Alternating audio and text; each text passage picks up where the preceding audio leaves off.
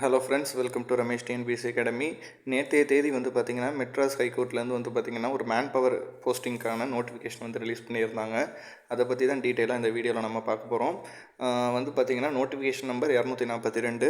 இந்த நோட்டிஃபிகேஷனுக்கு வந்து last date of submission நீங்கள் எப்போ கடைசியாக அப்ளை பண்ணுறதுக்கான லாஸ்ட் டேட்டுன்னு வந்து பார்த்திங்கன்னா ஒரு வாரம் தான் டைமே கொடுத்துருக்காங்க. சொல்லப்போனால் ரொம்ப கம்மி தான். ஏன்னா நேற்று தினம் முந்தானேற்று வந்து 11ஆம் தேதி நோட்டிஃபிகேஷன் ரிலீஸ் பண்ணி 18ஆம் தேதியே வந்து க்ளோஸ் பண்ணுறாங்க. ஸோ இந்த வாரம் எண்டோட வந்து நோட்டிஃபிகேஷன் முடியுது. ஆன்லைனில் தான் வந்து பார்த்திங்கன்னா நீங்கள் அப்ளை பண்ணணும் அப்படிங்கிறது வந்து தெளிவாக கொடுத்துருக்காங்க. ஸோ இது என்ன ஜாப் அப்படின்னு வந்து பார்த்திங்கன்னா post for technical man power. சரிங்களா? இது வந்து பர்மனன்ட் ஜாப் கிடையாது. இது வந்து கான்ட்ராக்ட் ஸ்டாஃபுங்கிறத ஓப்பனிங்கே கிளியராக கொடுத்துட்டாங்க. ஸோ வெப்சைட்டில் நம்ம எப்பவும் போல் எல்லா டீட்டெயிலுமே அதில் கொடுத்துருக்காங்க. அதுவும் இல்லாமல் இது வந்து பார்த்திங்கன்னா நிறைய நியூஸ் வந்து பார்த்திங்கன்னா நிறையவே இதில் டீட்டெயிலாக கொடுத்துருக்காங்க. என்ன சொல்லியிருக்காங்கன்னா, இது வந்து முழுக்க முழுக்க மெரிட் பேசிஸில் தான் வந்து இவங்க ஃபில் பண்ண போகிறாங்க. சரிங்களா? ஸோ இதில் வந்து எக்ஸாம் அந்த மாதிரி இருக்காது, இன்டர்வியூ தான்.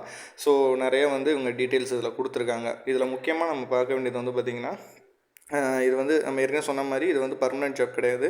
இதுக்கு அவங்க கொடுக்குற பேமெண்ட் எவ்வளோ அப்படின்னு வந்து பார்த்திங்கன்னா 15,000 வந்து சொல்லியிருக்காங்க. டெக்னிக்கல் மேன் பவருக்கு கிட்டத்தட்ட 298 வேகன்சி ஆல் ஓவர் தமிழ்நாடு வந்து பார்த்திங்கன்னா அவங்க கொடுத்துருக்காங்க. டிஸ்ட்ரிக் வைஸ் வந்து பார்த்திங்கன்னா அவங்க வந்து எத்தனை வேகன்சி இருக்குது என்னங்கிறத டீட்டெயிலாக சொல்லியிருக்காங்க. ஒரு டிஸ்ட்ரிக்ட்டுமே இப்போ அரியலூர்னா 6 இருக்குது, கடலூர்னா 11, காஞ்சிபுரம்னா 4ன்னு சொல்லிட்டு ஸோ டிஸ்ட்ரிக் வைஸாகவே வந்து அவங்க கொடுத்துருக்காங்க. இன்க்ளூட் பாண்டிச்சேரியுமே இதில் இருக்குது, புதுச்சேரியுமே இருக்குது.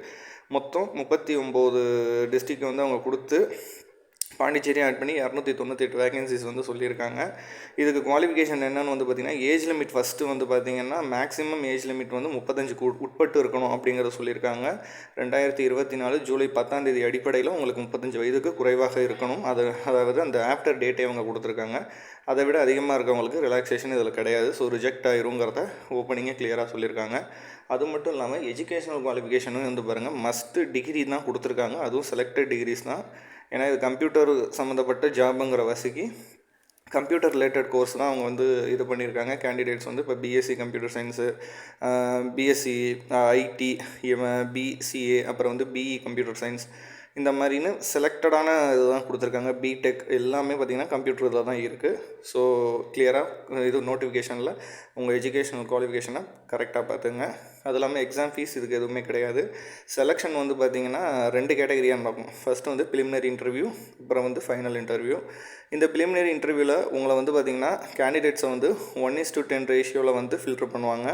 அதுவும் எதன் அடிப்படையில்னா உங்களோட எஸ்எஸ்எல்சி மார்க்கு, அப்புறம் வந்து +2 mark, diploma, UG, PG mark அடிப்படையில் உங்களை வந்து இது பண்ணுவாங்க.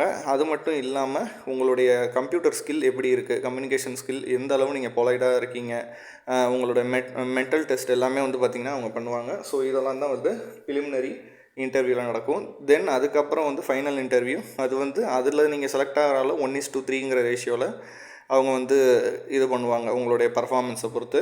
ஸோ இதுதான் வந்து ப்ராசஸ். இன்டர்வியூ சென்டர்ஸ் எங்கெங்கே இருக்குன்னு நீங்கள் அப்ளை பண்ணோன்னா உங்களுக்கு அந்த அஃபிஷியல் பேஜ் அந்த வெப்சைட்லேயே நம்ம mhc.tn.gov.inங்கிற இணையதளத்திலேயே உங்களுக்கான அந்த இது சென்டர்ஸ் வந்து சொல்லுவாங்க.